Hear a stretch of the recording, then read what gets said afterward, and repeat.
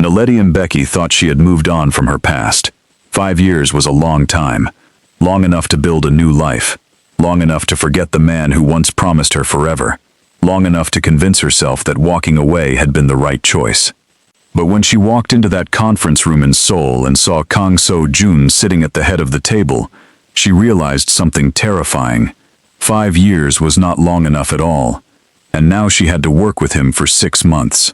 The same man she had loved, the same man she had left, the same man who looked at her like she had just ripped open a wound that never really healed. Could she survive 6 months working beside the one person who still made her heart forget how to beat properly? Or was she about to discover that some stories do not end just because you walk away from them? Naledi Mbeki had forgotten how cold Seoul could be in November. She stepped out of Incheon Airport with her suitcase rolling behind her, breath visible in the air, and for a second she just stood there. The city looked different. Taller buildings, more lights, faster somehow. 5 years changes a place, or maybe it changes you. She pulled her coat tighter and got into the taxi. The driver asked her something in Korean. She answered smoothly, her accent still there but her fluency better than before. He seemed impressed. "You live here before?" he asked in broken English.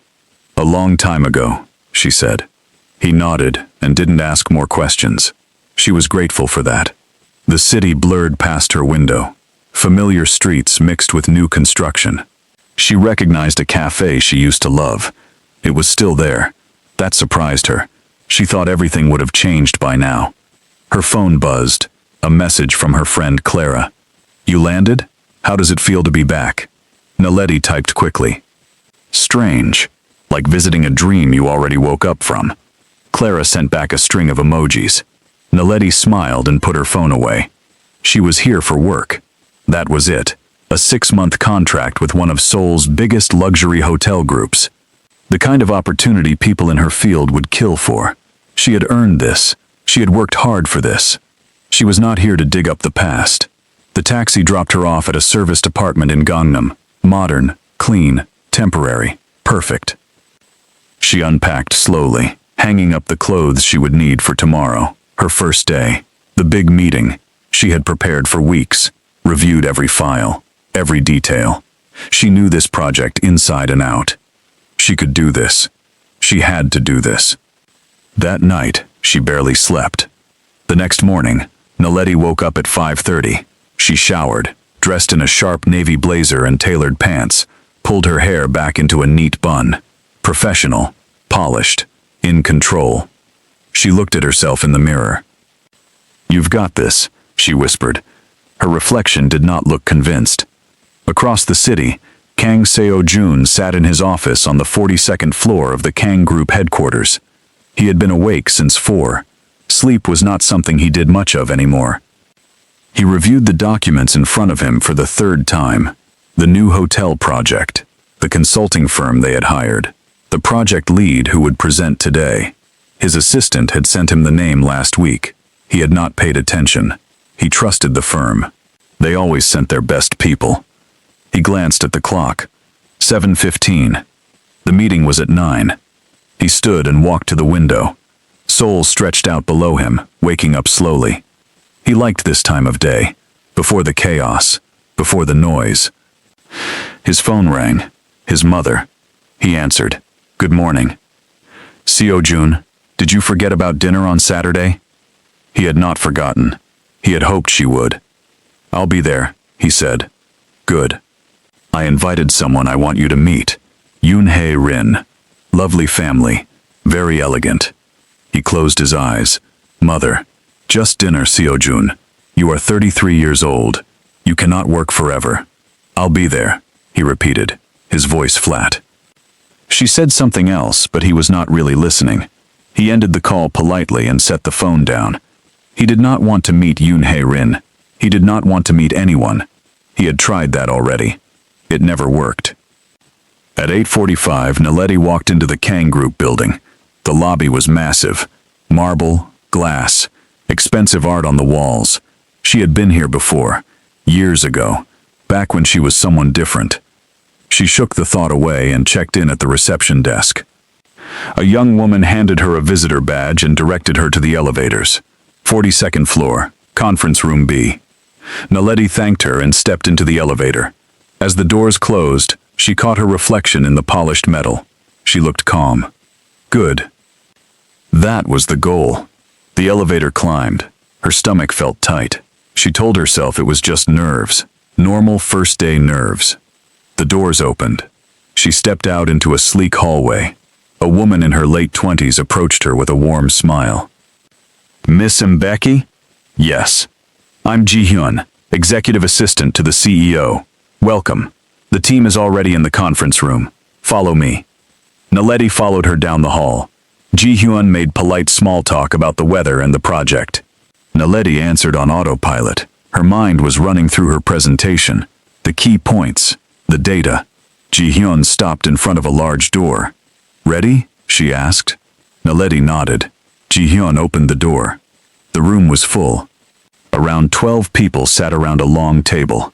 Senior management, department heads. They all looked up as she entered. Naledi smiled professionally. Good morning. A few nodded. One older man gestured to an empty seat. Please, sit. We are just waiting for the CEO. She sat down and pulled out her laptop. Calm. Composed. She could feel their eyes on her. Curious. Assessing. She was used to it.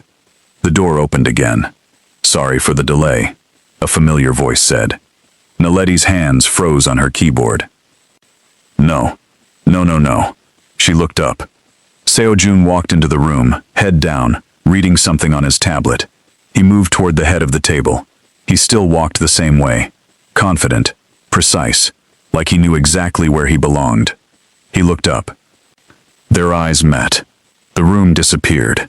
5 years collapsed into nothing. She saw him exactly as he had been the last time she saw him, standing in her apartment, face tight with hurt, hands in his pockets, because he did not know what else to do with them. She saw herself telling him she was leaving. She saw him not asking her to stay. Now he stood 10 feet away, older, sharper, staring at her like he had seen a ghost. Neither of them moved. Someone cleared their throat. Seo-jun blinked first.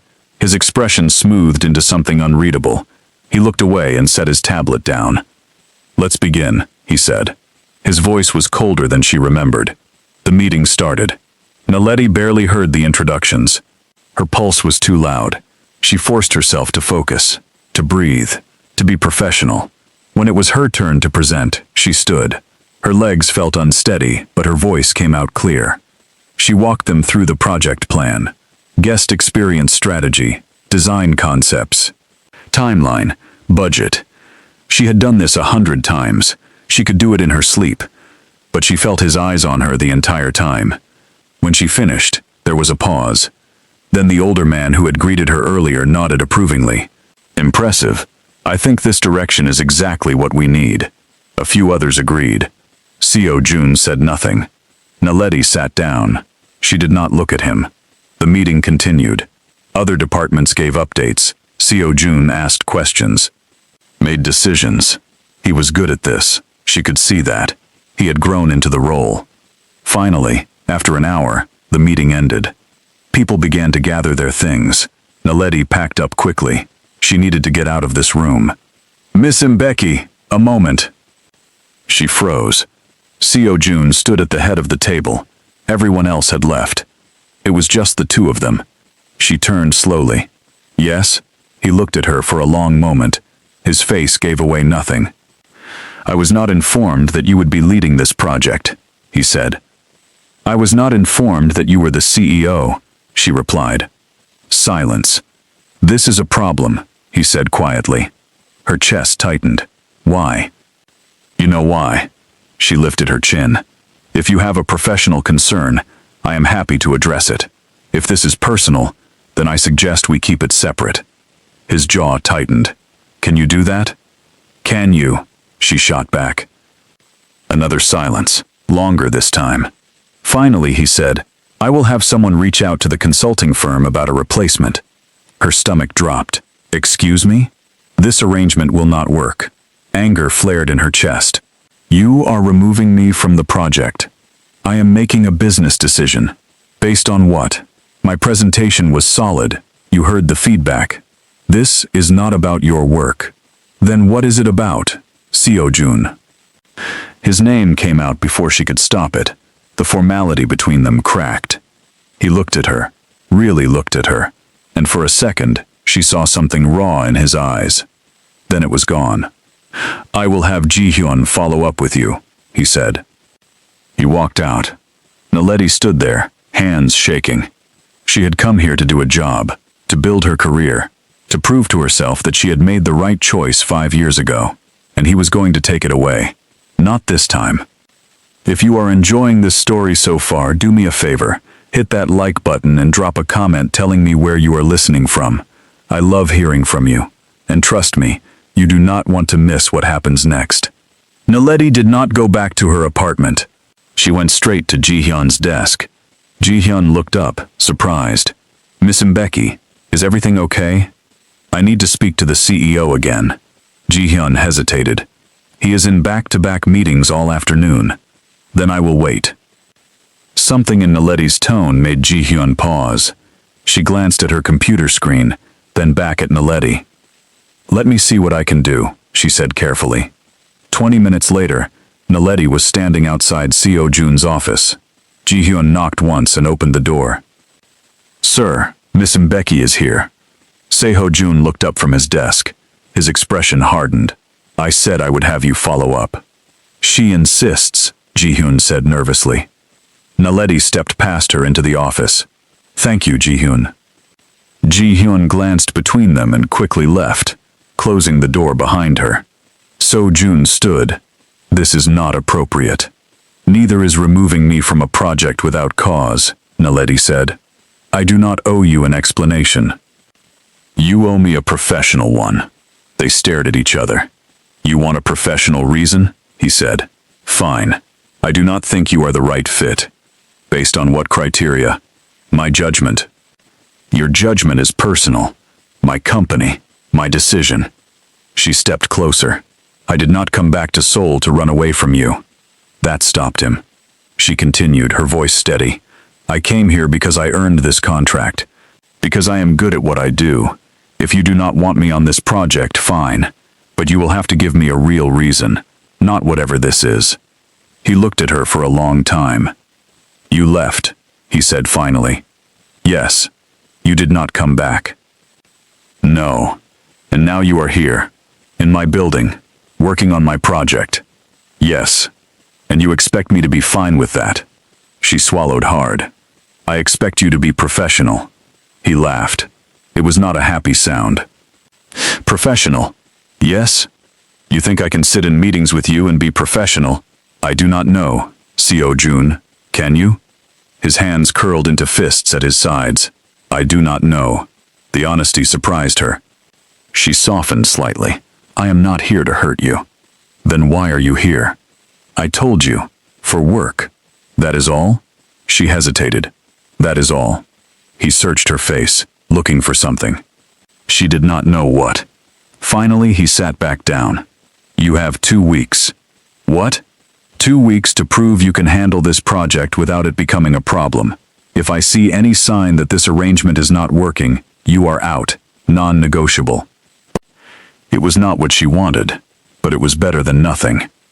Fine, she said. Fine. She turned to leave. Naledi. She stopped, but did not turn around. Do not make me regret this. She left without answering. The first week was brutal. Every meeting with Seo-jun felt like walking through a minefield. He was cold, distant. He questioned every one of her decisions, pushed back on her ideas, made her defend every detail. The rest of the team noticed. Is the CEO always this intense? One of the junior designers asked her after a particularly tense meeting. Naledi forced a smile. He is thorough. That was one word for it. But she did not back down. Every time he challenged her, she had an answer. Every time he questioned her logic, she had data.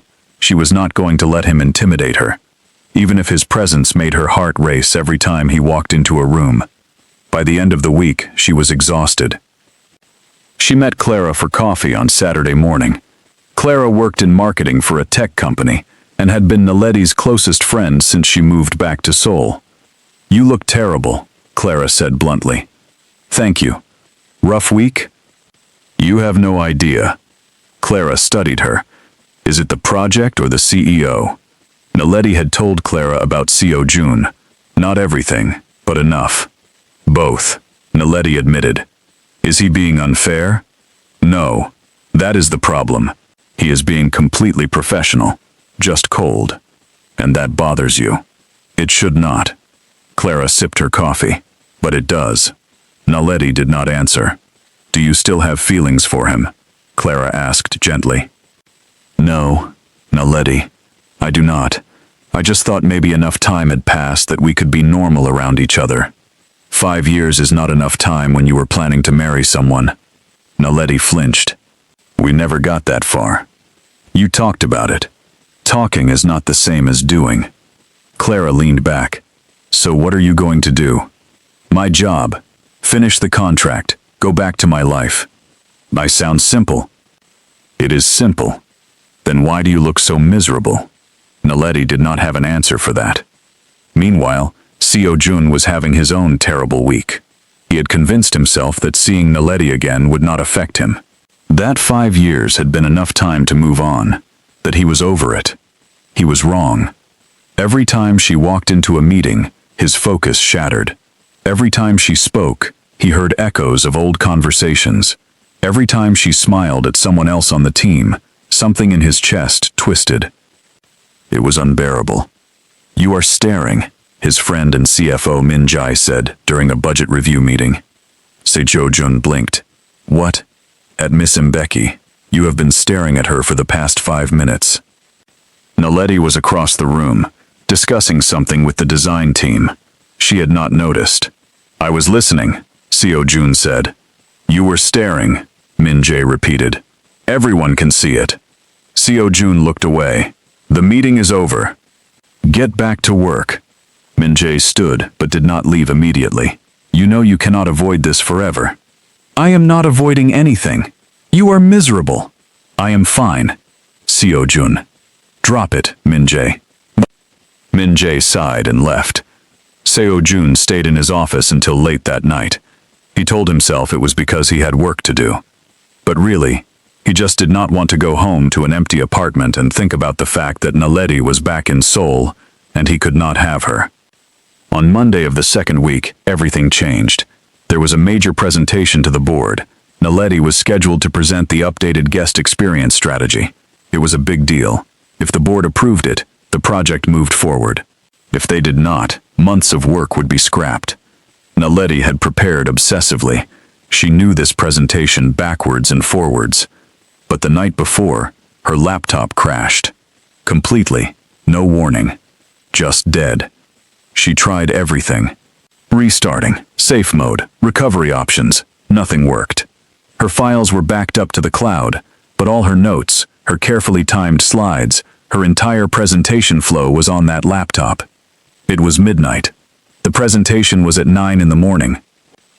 She sat on her apartment floor, staring at the black screen, and felt panic rising in her throat. She could recreate it. She had time. Barely. She grabbed her backup tablet and started rebuilding the presentation from scratch. By 6 in the morning, she had something workable. Not perfect, but workable. She showered, dressed, drank 3 cups of coffee, and headed to the office. She looked calm. Inside, she was screaming. The boardroom was on the 45th floor. Bigger than the usual conference room, more intimidating. 15 board members sat around the table. Seo-jun was at the head. He looked perfect, rested, in control. She hated him a little bit for that. "Miss Mbeki, whenever you are ready," the board chairman said. She stood, connected her tablet to the screen, took a breath, and began. For the first 20 minutes, it went smoothly. Then, halfway through a crucial section on customer journey mapping, her tablet froze. Her heart stopped.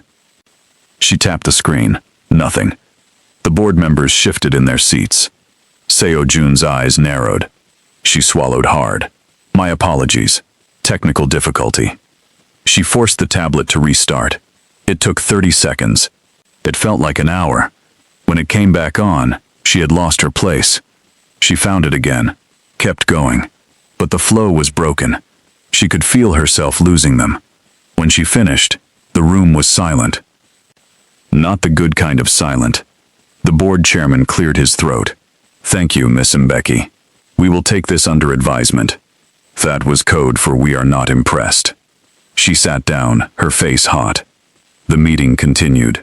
Other updates, other discussions. She barely heard any of it. When it ended, people filed out slowly. A few board members stopped to speak with Seo-jun. Naledi packed up quickly. She needed to get out of there. "Miss Mbeki." She turned. Seo-jun stood a few feet away. The room had emptied. "That was not your best work," he said. She bristled. "My laptop died last night. I had to rebuild the entire presentation in 6 hours." His expression did not change. "You should have postponed. I did not want to waste the board's time. Instead, you wasted it with a half-prepared presentation." That stung. "I did the best I could with the situation I had," she said tightly. "Your best was not good enough." Her hands trembled. She was tired. She was frustrated. And she was done being polite. "You know what, Seo-jun? You have been waiting for me to fail since the moment I walked into this building. So congratulations. You finally got what you wanted." His jaw tightened. "That is not true. Is it not? No. Then why does it feel like you are punishing me?" "I am not punishing you." "Then what are you doing?" He stepped closer. "I am trying to keep this professional. By tearing apart everything I do, by holding you to the same standard I hold everyone else. That is not what this is." "Then what is it, Naledi?" She met his eyes. "You tell me." They stood there, too close, too much unsaid hanging between them.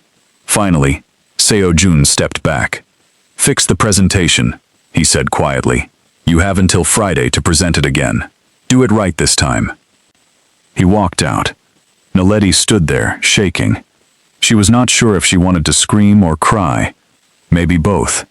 That night, she worked until 3 in the morning. She rebuilt the presentation, made it better. Sharper, tighter. She would not give him another reason to doubt her. On Wednesday, Ji-hyun stopped by Naledi's temporary office. "The CEO asked me to give you this," she said, handing Naledi a small box. Naledi frowned. "What is it?" "I do not know. He just said to make sure you got it." Ji-hyun left. Naledi opened the box. Inside was a brand new laptop. Top of the line. Already set up with all the software she needed. There was no note. She stared at it for a long time. Then she closed the box and got back to work. On Friday, she presented again. This time, it was flawless. The board approved the strategy unanimously. When the meeting ended, the chairman shook her hand. "Now that is what I expect from the Kang Group. Well done." She smiled. "Thank you." As people filed out, she glanced at Seo-jun. He was looking at her. Their eyes met. He gave her the smallest nod. Then he left. It was not much, but it felt like something. The following week felt different. Seo-jun stopped questioning every decision Naledi made. He still attended the project meetings, still asked questions, but there was less ice in his voice, less distance. The team noticed. "I think the CEO is finally warming up to you," one of the designers said during lunch. Naledi smiled politely and changed the subject. But she had noticed too. The way he listened when she spoke now. The way he actually considered her suggestions instead of immediately pushing back. The way he sometimes almost smiled when she made a point he agreed with. Almost. It was confusing. She did not know what to do with this version of Seo-jun. The angry one had been easier. She knew how to handle anger. She knew how to fight back. But this careful politeness, this slow thaw, this felt dangerous. On Thursday afternoon, Ji-hyun knocked on Naledi's office door. "Miss Mbeki, the CEO wants to schedule a site visit to the new hotel property tomorrow. He asked if you are available." Naledi looked up from her computer. "Tomorrow?" "Yes. Morning. Around 9. It will take most of the day." "Most of the day?" "With Seo-jun." Of course, Naledi said. I will be ready. Ji-hyun smiled. Great. A car will pick you up at 8:30. That night, Naledi stood in front of her closet for 20 minutes, trying to decide what to wear. It should not matter. This was work, a site visit. She should wear something practical. But her hands kept reaching for outfits and then putting them back. Finally, she grabbed black pants, a simple cream sweater, and her most comfortable boots. Professional, practical, done. She went to bed early, but could not sleep. The car arrived exactly at 8:30. Naledi climbed into the back seat and froze. Seo-jun was already inside. Good morning, he said. His voice was neutral. Polite? Good morning, she replied. She sat as far from him as possible. The driver pulled into traffic. Silence. Naledi looked out the window. Seoul passed by in a blur of buildings and people and morning light. Did you review the updated floor plans? Seo-jun asked. Work. Safe territory. Yes. I have some thoughts on the lobby layout. Such as? She pulled out her tablet and showed him her notes. He leaned closer to see the screen. She caught the faint scent of his cologne, the same one he used to wear. Focus. I think the check-in desk is too prominent, she said. It creates a barrier. Guests should feel welcomed, not processed. He studied the design. What do you suggest? Move it to the side. Create an open concept. Have staff approach guests instead of making them come to a desk. He was quiet for a moment. Then he nodded. Show me your alternative layout. She pulled up her sketches. He asked questions. She answered. They talked through the details. By the time they arrived at the construction site, an hour had passed. It had not felt like an hour. The new hotel was in Songpa, near the river. The building was nearly finished on the outside, but still raw inside. Concrete floors, exposed wiring, the smell of paint and sawdust. A site manager met them at the entrance with hard hats and safety vests. Welcome, Mr. Kang, Miss Mbeki. Let me show you around. They spent the next 3 hours walking through the space. The manager explained timelines and construction updates. Naledi took notes and photos. Seo-jun asked detailed questions about everything, from elevator capacity to fire safety systems. He was thorough. She remembered that about him. He never did anything halfway. By noon, they had covered most of the lower floors. The rooftop is nearly complete, the manager said. Would you like to see it? Yes, Seo-jun said. They took the construction elevator up. It was loud and shaky. Naledi gripped the railing. Seo-jun stood beside her, steady. The doors opened onto the rooftop. Naledi stepped out and stopped. It was beautiful. The space was designed as a garden. Most of the landscaping was not done yet, but she could see the vision. Trees and large planters, walking paths, seating areas, and beyond it all, a view of the Han River and the city skyline. This is incredible, she said softly. Seo-jun walked to the edge. It was my idea. She joined him. Really? Yes. Hotels focus too much on interiors. I wanted guests to have access to open sky. She looked at him. He was staring out at the view, hands in his pockets. It is a good idea, she said. Thank you. They stood there in silence.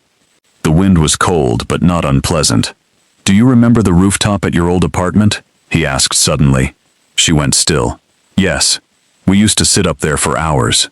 I remember. He turned to look at her. You said you could see your whole future from that rooftop. Her throat tightened. I did say that. Did you find it? That future? She did not know how to answer. The site manager called from across the rooftop. Mr. Kang, there is an issue with the irrigation system I need to show you. The moment broke. Seo-jun walked away. Naledi stayed by the edge, heart pounding. They did not talk much on the drive back. Naledi stared out the window. Seo-jun worked on his phone.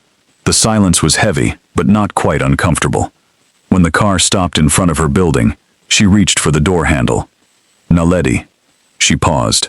You did good work today, he said. She looked back at him. His expression was unreadable. Thank you, she said.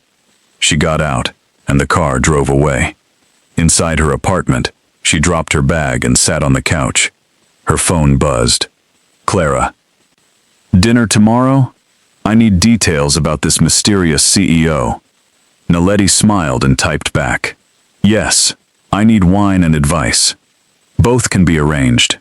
The next evening, Naledi met Clara at a small Korean barbecue place in Itaewon. It was cozy and warm and smelled amazing. Clara poured them both soju. Okay, talk. Naledi told her about the site visit, the rooftop, the conversation. Clara listened, grilling meat and nodding occasionally. So he is being nice now, Clara said. I think so. Maybe, I do not know.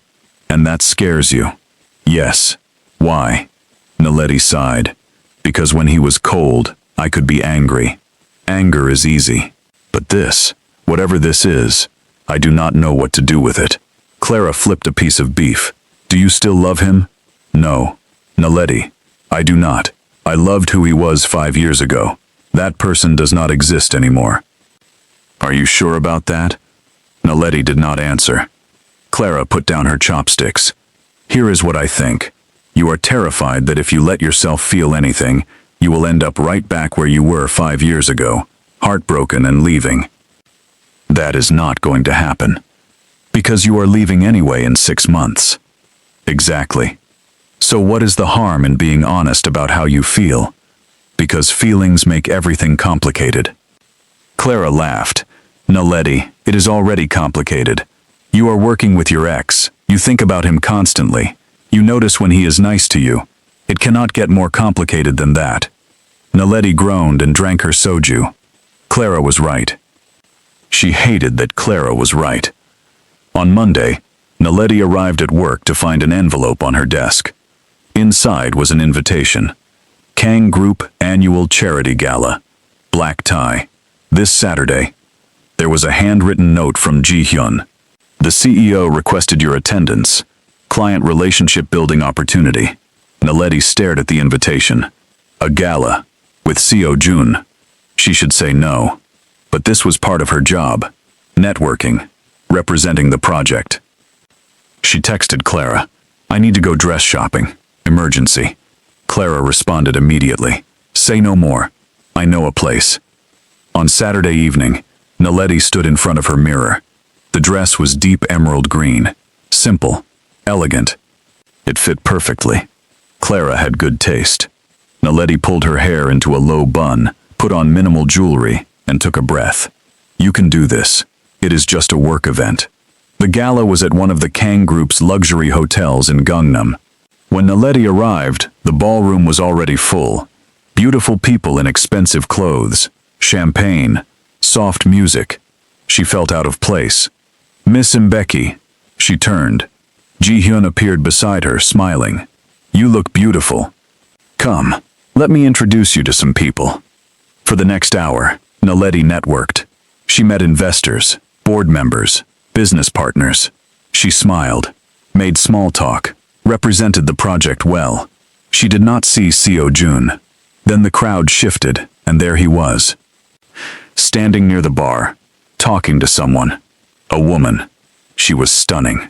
Tall, polished, perfect posture, designer dress. Everything about her screamed elegance. Naledi watched as the woman said something, and Seo-jun nodded politely. They looked right together. That thought made Naledi's chest hurt.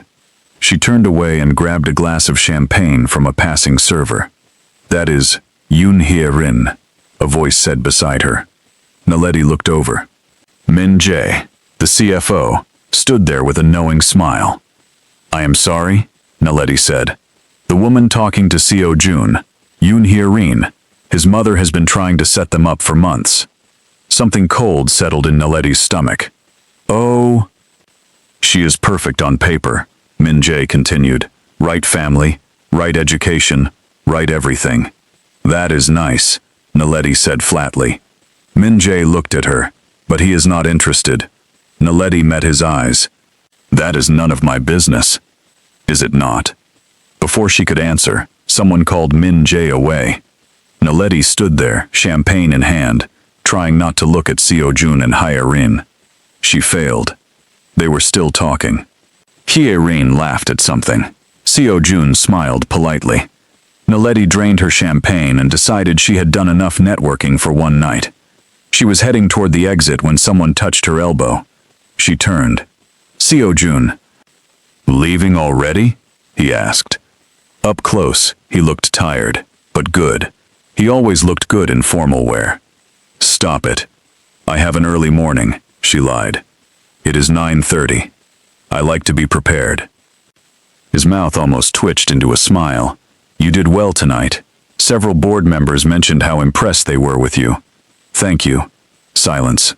Would you like to dance? He asked suddenly. Her heart stopped. What? One dance. It is a gala. People dance at galas. I do not think that is a good idea. It is networking. Seo-jun. One dance. Naledi. The way he said her name made something in her chest crack. She should say no. Fine, she heard herself say. One dance. He led her to the dance floor. The song was slow. He placed one hand on her waist. She put her hand on his shoulder. They kept a professional distance between them, but it did not feel professional. You look beautiful tonight, he said quietly. She swallowed. Thank you. That color suits you. Seo-jun, do not. Do not what? Do not say things like that. Why not? Because it makes this harder. Makes what harder? She looked up at him. Being around you.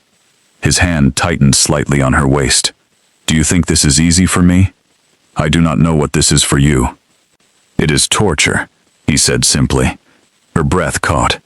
The song ended. They stopped moving but did not step apart. I should go, Naledi whispered.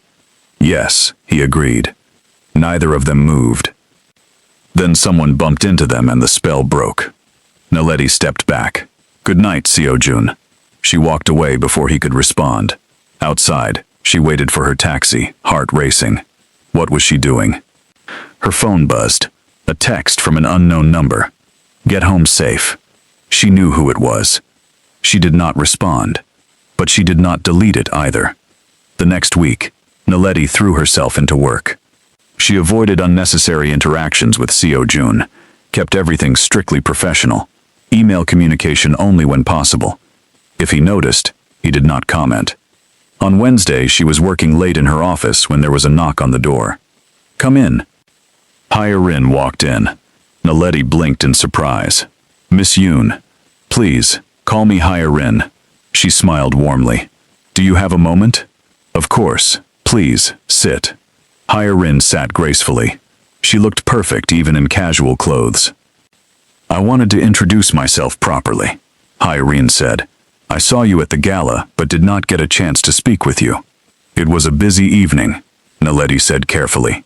Yes, Hye-rin folded her hands in her lap. I also wanted to talk to you about Seo-jun. Naledi's stomach dropped. I am not sure that is appropriate. Probably not, Hye-rin agreed, but I am going to anyway.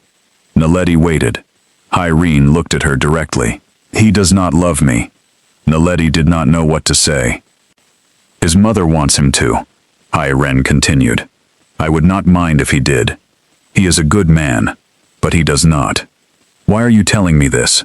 Naledi asked. Because he looks at you the way I wish someone would look at me. Naledi's chest tightened. Hye-rin stood. I do not know what happened between you two, but whatever it was, it is not over. At least, not for him. She walked to the door, then paused. If he still loves you, what are you afraid of? She asked. Then she left. Naledi sat there for a long time. She did not have an answer. Before you find out what Naledi does next, I need you to do something for me. Drop a comment right now and tell me. Do you think she should give Seo-jun another chance? I am reading every single comment.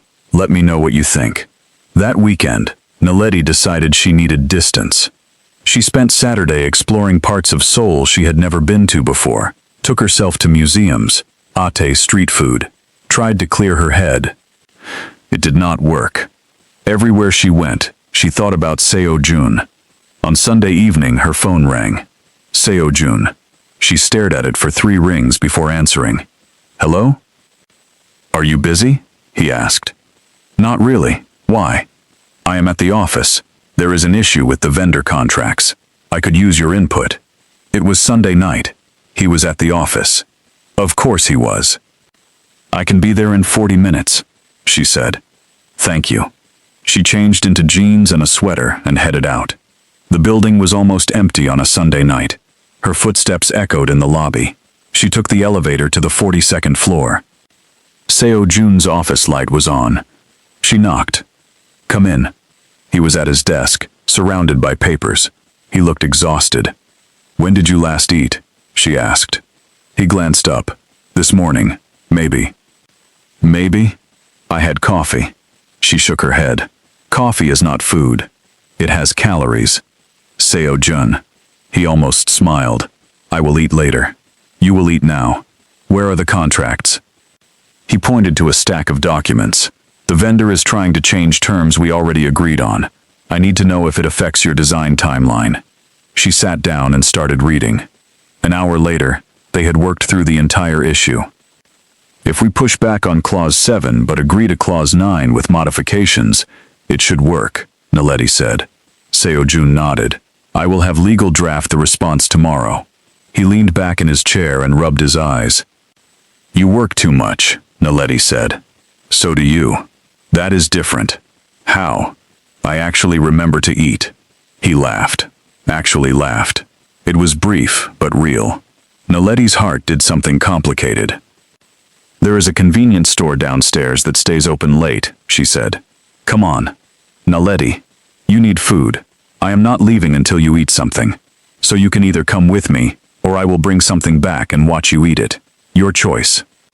He looked at her for a long moment. Then he stood. Fine. They took the elevator down. The convenience store was bright and mostly empty. Naledi grabbed 2 instant ramyeon cups and some kimbap.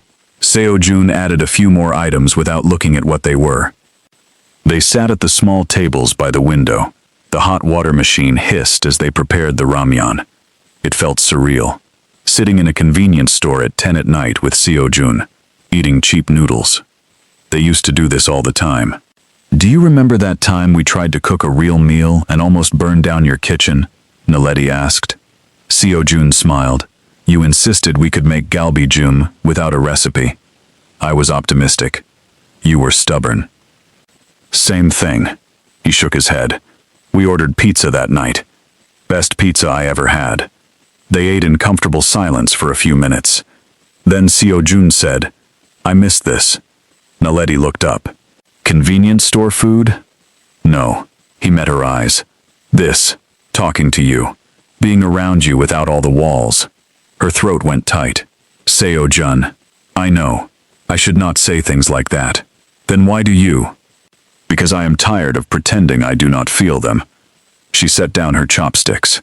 What do you want from me? I do not know. That is not an answer. It is the only honest one I have. They looked at each other. I am leaving in 5 months, Naledi said quietly. I know. My contract ends. I go back to my life. I know. So whatever this is, it has an expiration date. I know, he said again. Then why are we doing this? He was quiet for a long moment. Because 5 years ago, I let you walk away without fighting for you, he said, and I have regretted it every single day since. Her eyes filled with tears. She blinked them away. You let me go because I wanted to leave, she said. Did you? Or did you want me to ask you to stay? That is not fair. Maybe not, but it is the truth. She stood up. I need to go. Naledi. Thank you for the food. She walked out. He did not follow. On the street, she wrapped her arms around herself and tried to breathe. This was exactly what she had been afraid of. The next morning there was an email waiting for her. Subject, project update. But when she opened it, there was only one line. I am sorry for last night. It will not happen again. She stared at the screen. Then she closed her laptop and went to make coffee. She told herself the hollow feeling in her chest was relief. It did not feel like relief. The following days were strange. Seo-jun was polite, professional, distant again. All the progress they had made disappeared overnight. Naledi told herself it was better this way, but the office felt colder. On Friday, Ji-hyun stopped by her desk. "Miss Mbeki, you have a delivery." Naledi frowned. "I did not order anything." Ji-hyun smiled and handed her a small package. Inside was a book, a collection of essays about hospitality design, one she had mentioned wanting to read during a meeting weeks ago. No note. But she knew who it was from. That evening she texted him. "Thank you for the book." 3 dots appeared, then disappeared, then appeared again. Finally, "You are welcome." She stared at her phone. Then she typed, "We need to talk." The dots appeared immediately. "When?" "Tomorrow. Somewhere that is not the office." "Where?" She thought for a moment. "The rooftop." "At the new hotel, 2 in the afternoon." A pause. "I will be there." Naledi set down her phone. She had no idea what she was going to say, but she could not keep doing this. Something had to change. Saturday afternoon, Naledi arrived at the hotel construction site early. She took the elevator up to the rooftop. It was quieter than the last time she was here. No construction workers, no noise, just wind and the distant sounds of the city below. She walked to the edge and looked out at Seoul. 5 years ago, she had left this city convinced she was making the right choice, building her own life, her own career, not disappearing into someone else's shadow. She still believed that was right. But standing here now, she wondered if she had been running away from something instead of running toward it. "You are early." She turned. Kang Seo-jun stood near the elevator, hands in his jacket pockets. He looked uncertain. She had never seen him look uncertain before. "So are you," she said. He walked over slowly and stood beside her. Not too close, but close enough. For a long moment neither of them spoke. "I do not know how to do this," Naledi said finally. "Do what?" "Be around you, work with you, feel what I feel and pretend I do not." He looked at her. "What do you feel?" She took a breath. "Confused, angry sometimes, scared most of the time." "Of what?" "That I will lose myself again." Seo-jun turned to face her fully. "You never lost yourself, Naledi. I did not understand that before, but you were right to leave. You needed to build your own life. Then why does it feel like I made a mistake?" "Did you? You have an incredible career. You are successful, independent, everything you wanted. I know. Then what is missing?" She looked at him. Really looked at him. "I do not know if I can answer that." He stepped closer. "Try." "You," she whispered. "You are what is missing." His eyes closed briefly. When he opened them again, there was so much pain there. "You have no idea how long I have waited to hear you say that," he said. "It does not change anything. Does it not?" "No, because I am still the same person. I still want my own career, my own identity. I cannot be the person who just exists beside you. I am not asking you to be. You did before. I was wrong before." He took another step closer. 5 years ago, I thought love meant you choosing me over everything else. That was selfish. That was me being too young and too stupid to understand what you needed. And now? Now I understand that loving you means wanting you to have everything you want, even if that means I am not always right beside you. Tears pricked her eyes. Seo-jun. "I am not saying it does not scare me. It does. But losing you again scares me more." She wiped at her eyes. "This is not fair." "What is not fair?" "You cannot just say things like that." "Why not?" "Because I am leaving in 5 months. I have a whole life waiting somewhere else." "I know. So what are you asking me?" He reached out slowly and took her hand. His palm was warm against hers. "I am asking you to let me have these 5 months," he said. "No promises about the future. No expectations. Just us. Here. Now." Her heart was racing. "And when I leave, we will figure it out then." "That is not a plan." "No, it is not. You hate not having a plan." He smiled slightly. "I am learning to be flexible." She laughed through her tears. "This is a terrible idea." "Probably." We are going to get hurt. Maybe. Seo-jun. Naledi, I have spent 5 years trying to move on from you. I dated other people. I worked constantly. I convinced myself I was fine. He squeezed her hand. But then you walked back into my life, and I realized I was never fine. I was just surviving, and I do not want to just survive anymore. She could not breathe. Say something, he said quietly. I am terrified. Me too. What if it does not work?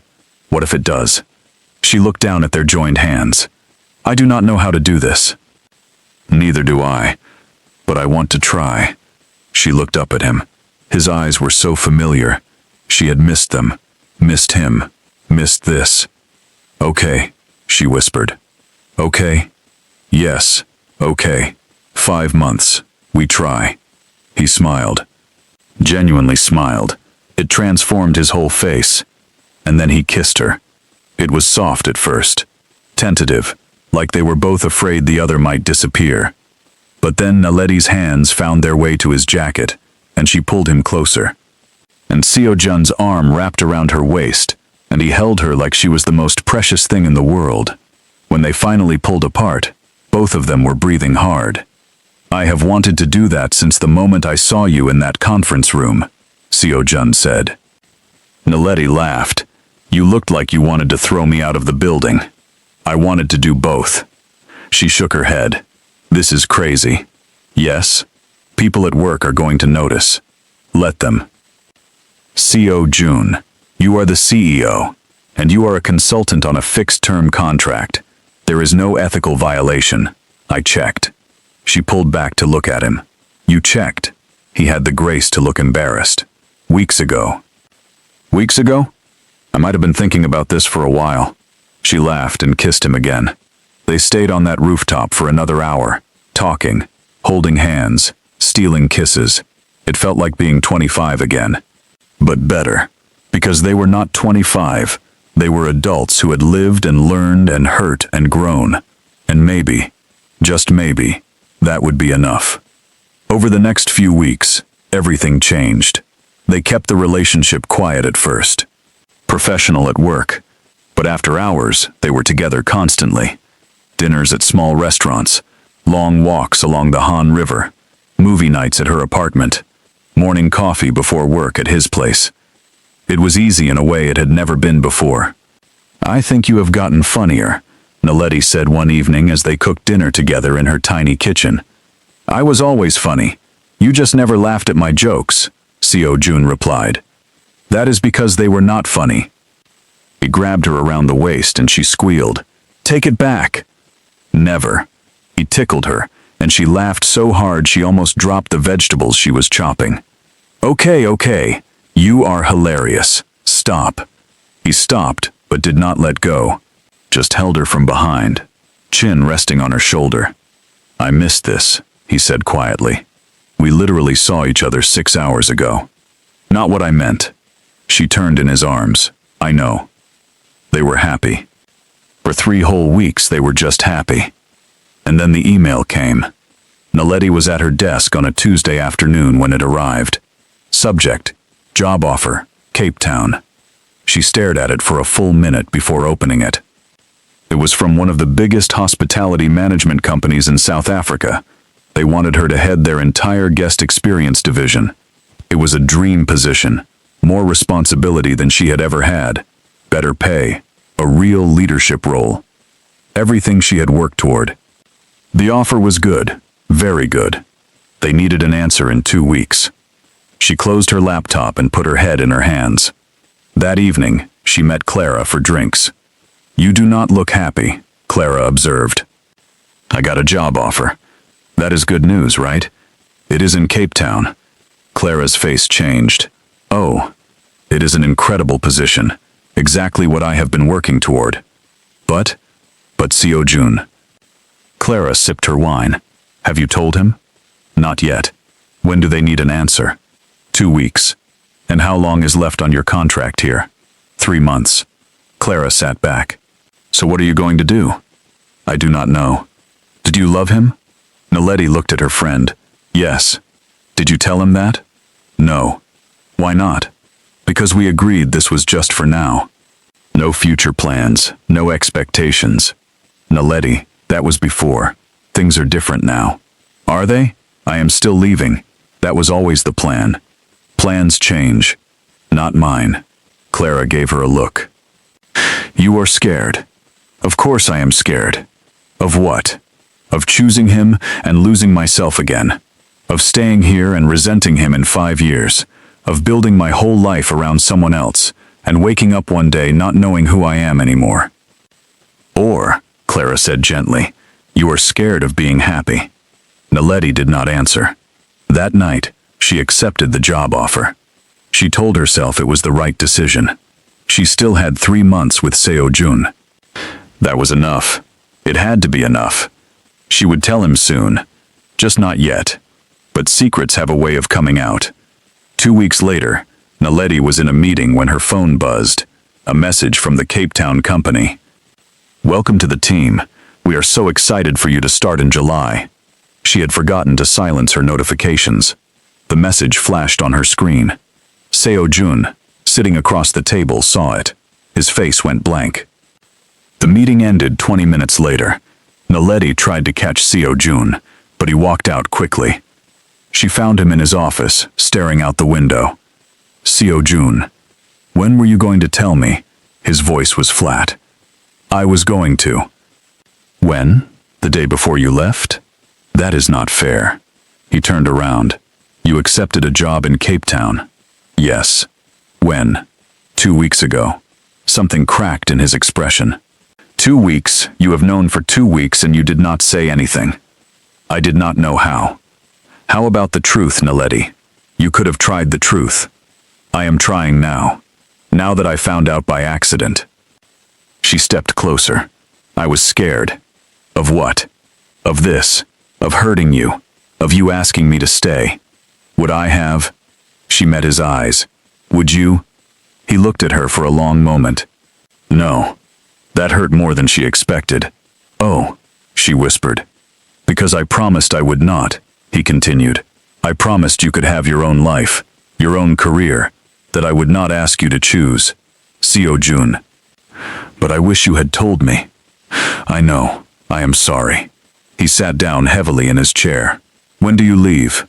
My contract ends in 3 months. The job starts 2 weeks after that. So we have 3 months. Yes? He nodded slowly. Okay. Okay? What else is there to say? Naledi felt tears building. I do not know. Neither do I. She waited for him to say more. To fight. To ask her to stay even though he said he would not. But he did not. I should get back to work, he said quietly. It felt like a dismissal. She left. Over the next few days, things were strange between them. Not cold exactly, but careful, like they were both afraid of saying the wrong thing. On Friday evening, Seo-jun texted her. Can we talk, tonight? She replied immediately. Yes, where? My place. 7? I will be there. She arrived at 7 exactly. Seo-jun's apartment was in a high-rise in Gangnam. She had only been there a handful of times. It was beautiful, minimalist, very him. He opened the door. Come in. She followed him inside. He had ordered food, set out wine. It looked like he had made an effort. That made her nervous.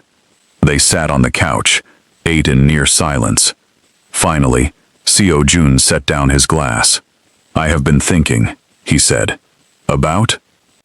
Us, the next 3 months, what we do with them. Her heart started racing. Okay, I do not want to spend them like this, sad and careful, and counting down the days until you leave. Neither do I. So I have a proposal.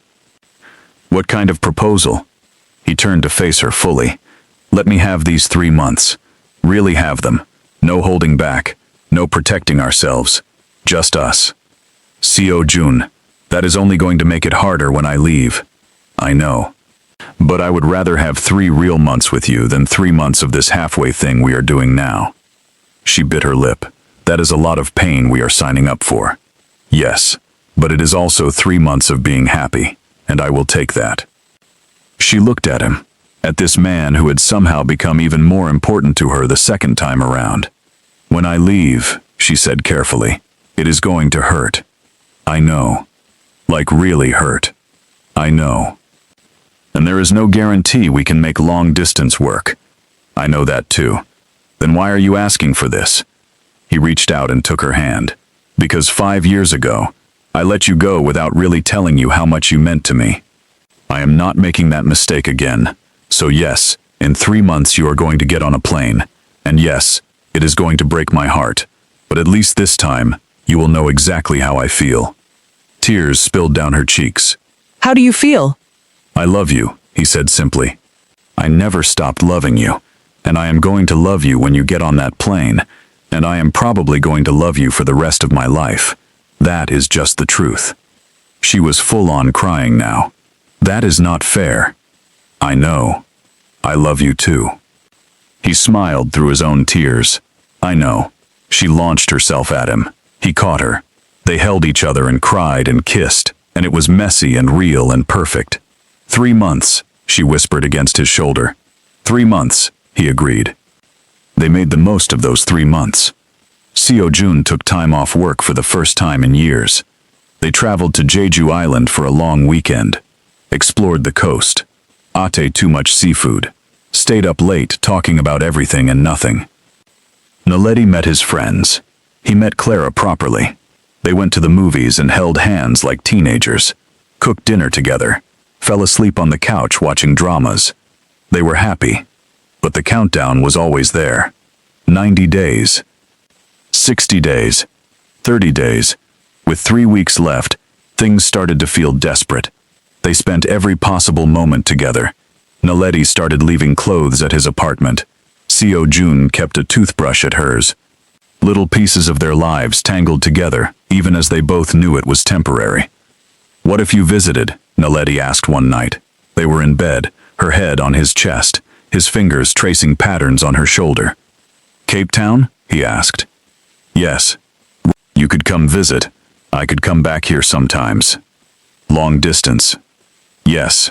He was quiet for a moment. "We could try. Do you think it would work?" "I do not know. Do you?" She did not answer. Because honestly, she did not know either. With 2 weeks left, they had their first real fight. They were at dinner, a nice restaurant. Seo-jun had made a reservation weeks ago, but the conversation kept dying.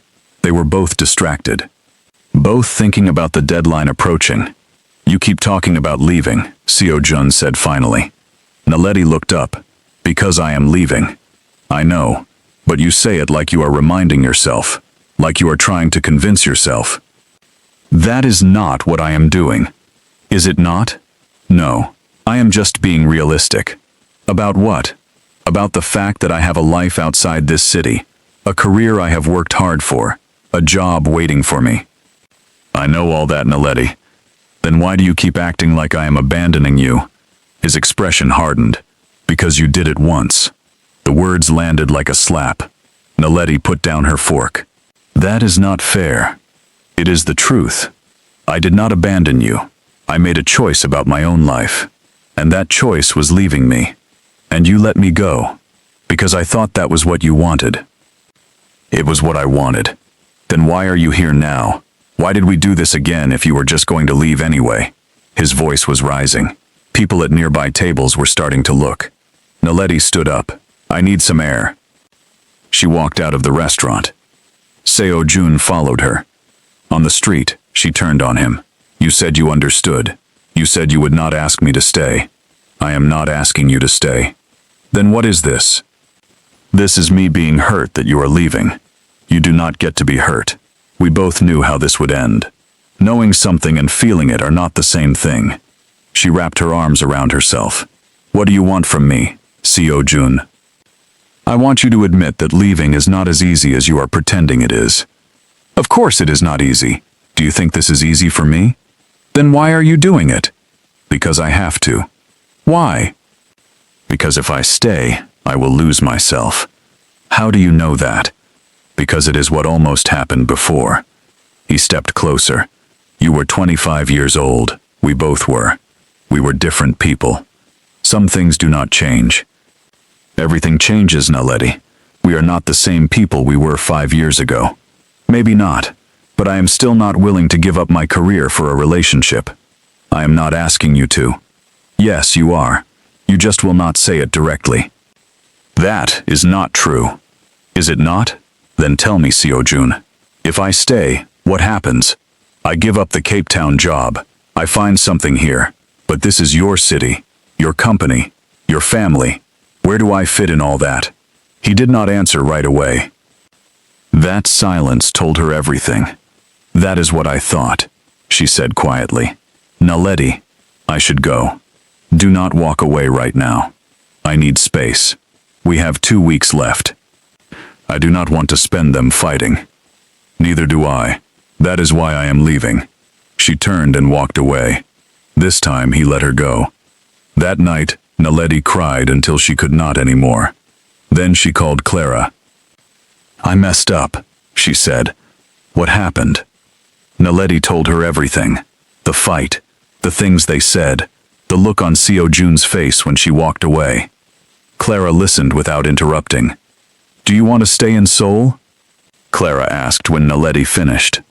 I do not know. That is not true. You know. You are just scared to admit it. Naledi was quiet. Here is the thing, Clara continued. 5 years ago, you left because you needed to. You were right to do that. But now, if you leave, it has to be because you want to, not because you are scared of what staying means. What if I stay and it does not work out? What if you leave and spend the rest of your life wondering what if? Naledi did not have an answer for that. They did not talk for 3 days. Naledi threw herself into work, finished every last detail of the project, made sure everything was perfect for whoever would take over after her contract ended. Seo-jun did the same. They saw each other in meetings, professional, polite, distant. It was horrible. On the 4th day, Ji-hyun appeared at Naledi's desk. The CEO wants to see you, she said. Naledi's heart jumped. When? Now, if possible. Naledi followed her to Seo-jun's office. Ji-hyun knocked and left them alone. Seo-jun stood by the window. He looked tired. Thank you for coming, he said. Of course. Silence. I am sorry, they both said at the same time. That broke the tension slightly. Naledi almost smiled. Seo-jun gestured to the couch. They both sat. I was wrong, Seo-jun said. What I said at dinner, about you abandoning me. That was not fair. I should not have walked out. You needed space, I understand that. Naledi looked at her hands. I have been thinking about what you said, about us being different people now. And? You are right. We are different, but that does not change the fundamental problem. Which is, I do not know how to be with you without losing pieces of myself. He moved closer. What if you do not have to lose anything? What do you mean? What if we build something new, not what we had before, something that fits who we are now? How? I do not know exactly, but I am willing to figure it out, if you are. She looked at him. I am leaving in 11 days. I know. So how do we figure anything out? One day at a time, starting with today. She wanted to believe it could work. She really did, but she was so scared. I do not want to hurt you, she whispered. Too late for that. We are already hurting. The question is whether we hurt together or apart. She leaned into him. He wrapped his arms around her. I am scared, she said. Me too. They stayed like that for a long time. When Naledi finally left his office, she felt lighter. They did not have answers, but at least they were facing the questions together. The last week arrived too fast. 7 days. 5 days. 3 days. Naledi packed her apartment slowly. Each item felt heavy with memory. Seo-jun helped. They worked in near silence, both thinking about what came next. On her last night in Seoul, Seo-jun picked her up at 7. Where are we going? She asked. You will see. He drove them to the new hotel, the one they had worked on together. It was finished now, opening in 2 weeks. They took the elevator to the rooftop. The garden was complete. trees and flowers and soft lighting. It was beautiful. I wanted you to see it finished, Seo-jun said. Naledi walked slowly through the space. It looked exactly how she had imagined it. It is perfect, she said. You were right. About the open concept, about the guest experience, all of it. We did this together. We did. They stood at the edge, looking out at Seoul. The city lights stretched endlessly in every direction. I am going to miss this view, Naledi said softly. You can come back any time. It will not be the same. No, it will not. She turned to face him. Seo-jun. Yes? Thank you. For what? For these 3 months. For giving us another chance. For loving me even when it was hard. His eyes glistened. Naledi, I need to say this before I lose my nerve. Okay. She took a breath. I love you. I really, really love you. And I do not know if we can make this work long distance. I do not know if I am making the right choice by leaving. But I need you to know that this time, I am not leaving because I do not love you. I am leaving because I have to see this through. I have to know I can do this. He nodded. I know. Do you understand? Yes. You need to prove to yourself that you can build the life you want. I get it. And you are not angry? He cupped her face in his hands. I am sad. I am going to miss you every single day. But angry? No. I am proud of you. She started crying. He kissed her tears. We are going to be okay. How do you know? Because this time, we are not giving up. We are choosing to love each other, even when it is complicated. That has to count for something. She kissed him, soft and desperate and full of everything she could not say. When they pulled apart, both of them were crying.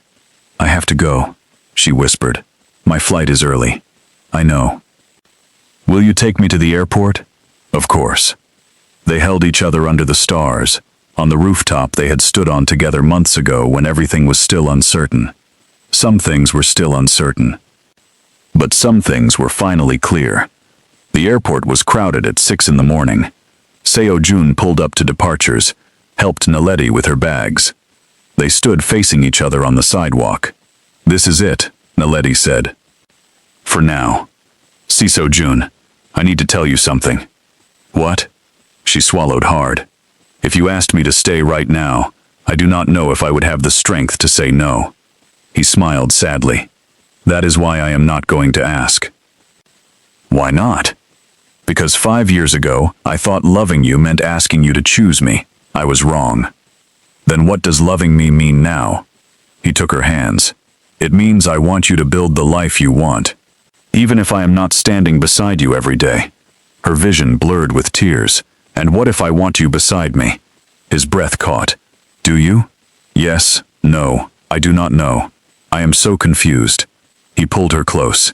Then go. Go to Cape Town. Take the job. Build your career. And if you still want me in 6 months or a year or 5 years, I will be here. That is not fair to you. Let me worry about what is fair to me. Seo-jun. Naledi, listen to me. I spent 5 years regretting that I did not fight for you. But I realize now that fighting for you does not mean making you stay. It means loving you enough to let you go, and trusting that if we are meant to be, we will find our way back to each other. She was sobbing now. I do not want to say goodbye. Then do not. Say see you later. She laughed through her tears. That is so cheesy. I know, but it is true. She kissed him one more time, tried to memorize everything. The way he tasted, the way he held her, the way her heart felt like it was breaking and healing at the same time. When she finally pulled away, she was shaking. I have to go, she whispered. I know. I love you. I love you too. She picked up her bag, walked toward the entrance, stopped, turned back. He was still standing there, watching her. Their eyes met across the crowd. And in that moment, Naledi realized something. She had spent 5 years building a life without him, proving she could be independent, successful, complete on her own. And she had done it. She did not need him. But that did not mean she did not want him. There was a difference. She thought about the job waiting in Cape Town. the life she had planned, the person she had worked so hard to become. And then she thought about Seo-jun, about these past 3 months, about how he had loved her without trying to change her, how he had supported her even when it hurt, how he was willing to let her go because that was what she needed. She thought about what Clara had said, that 5 years ago, she left because she needed to. But now if she left, it had to be because she wanted to. Did she want to? She looked at Seo-jun. He was not asking her to stay. He was not asking her for anything. He was just loving her, freely, without conditions. And that changed everything. Naledi dropped her bag and walked back toward him. His eyes widened as she got closer. "Naledi, what are you doing?" "Something crazy," she said. "Your flight. I know. The job. I know." "Naledi." She stopped right in front of him. "Ask me." "Ask you what?" "You know what." He shook his head. "I told you I would not. I am giving you permission. Ask me." "Naledi, if you stay because I asked you to, you will regret it. Then I will not stay because you asked. I will stay because I choose to." His whole body went still. "What?" "I choose you, Seo-jun, not because you asked me to, not because I am afraid of being alone, but because I love you, because you make me better, because I do not want to spend the next 5 years wondering what if. What about Cape Town, the job?" "I will call them, explain. They will understand or they will not. Either way, I am staying." "Are you sure?" "No. I am terrified, but I am also sure that I do not want to get on that plane." His face broke into the biggest smile she had ever seen. Then he kissed her, right there in front of the airport, with people rushing past them and announcements blaring overhead, and her suitcase sitting abandoned on the sidewalk. He kissed her like she was the answer to every question he had ever asked. When they finally broke apart, both of them were laughing and crying. "You are staying," he said. "I am staying. For how long? I do not know. We will figure it out. Together?" Together. Before we wrap this up, I need you to do one last thing for me. If this story made you feel something, if you smiled or cried or felt butterflies, hit that subscribe button. Share this with someone who believes in second chances. And leave a comment telling me your favorite moment. I read every single one. Now let me tell you what happened next. 6 months later, Naledi walked into Seo-jun's office carrying 2 cups of coffee. "You have been in here since 6 this morning," she said. He looked up from his computer and smiled. "Good morning to you too." She set the coffee on his desk and leaned against it. "Did you sleep at all?" "A few hours." Seo-jun. I know. But the Singapore expansion proposal is due tomorrow." She walked around the desk and turned his chair so he faced her. "Take a break." "I do not have time." "You always have time for me." He pulled her into his lap. "That is true." She rested her head on his shoulder. "How much longer until you are done?" "Few more hours." "Why?" "Because I have news." "Good news or bad news?" She pulled back to look at him. "That depends on your perspective." He raised an eyebrow. "Now I am nervous." She took a breath. "I got a job offer." His smile faltered slightly. "Where?" "Here, in Seoul. Head of guest experience for a hotel group. It is a good position, more money than I am making consulting. Real leadership opportunity." Relief flooded his face. "That is amazing. Why would that be bad news?" "Because the hotel group is not yours." He was quiet for a moment, then he laughed. "Naledi, I do not expect you to only work for my company." "You do not mind?" "Mind? I am proud of you." "When do you start?" 2 months. If I accept. If. I wanted to talk to you first. Make sure we are okay with this. With me having my own career. My own identity separate from you. He cupped her face. "We are more than okay with this. This is exactly what you should be doing. Building your own path. Even if it means I am busy sometimes?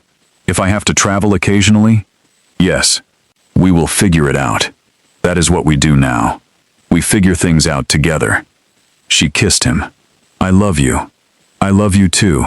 Now get out of my office so I can finish this proposal, and we can celebrate your new job properly tonight." She slid off his lap. Demanding. "You love it." "Unfortunately, I do." At the door, she paused. "Seo-jun." "Yes?" "Thank you." "For what?" "For letting me be me." He smiled. "Always." That evening, they celebrated at their favorite restaurant, the same one where they had their first fight after getting back together.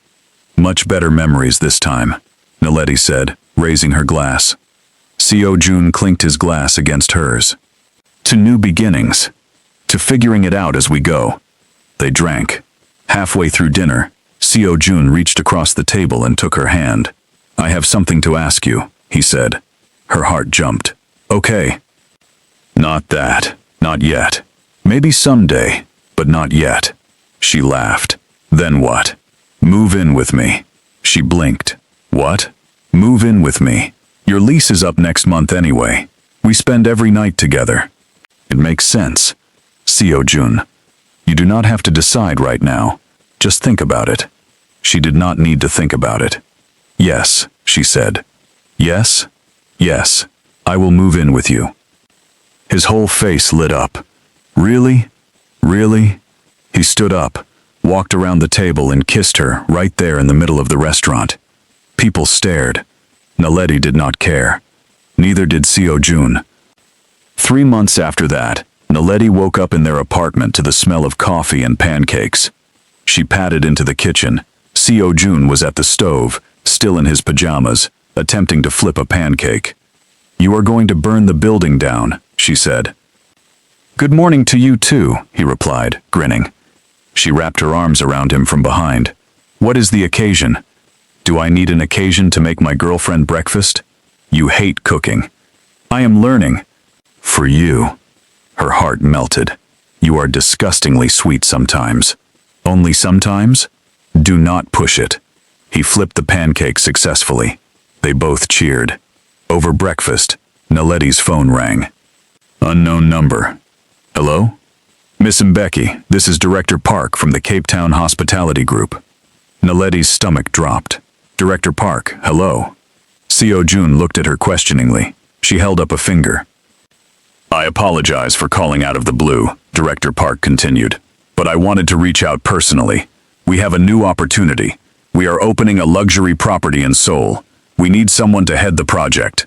Someone who knows the market and has the expertise. You were the first person we thought of." Naledi's mouth fell open. "The position would be based in Seoul," Director Park said. 3-year contract initially. Significant budget and creative control. Are you interested?" Naledi looked at Seo-jun. At their kitchen, at the life they were building together. "Can I think about it?" she asked. "Of course. Take a week. Call me when you decide." They hung up. Seo-jun raised his eyebrows. "Good news?" "Maybe." "Big job opportunity. Here in Seoul, with an international company." "That sounds perfect." "It is almost too perfect." "What do you mean?" "I mean I get to stay here with you and still build the career I want. I do not have to choose anymore." He smiled. "That is how it is supposed to be. You never should have had to choose." She walked around the table and sat in his lap. "How did I get so lucky? I ask myself that every day." Cheesy. True. She kissed him, long and slow and full of promise. When she pulled back, she was smiling. "I am going to take the job." "Good. And we are going to be okay." "Better than okay." "How do you know?"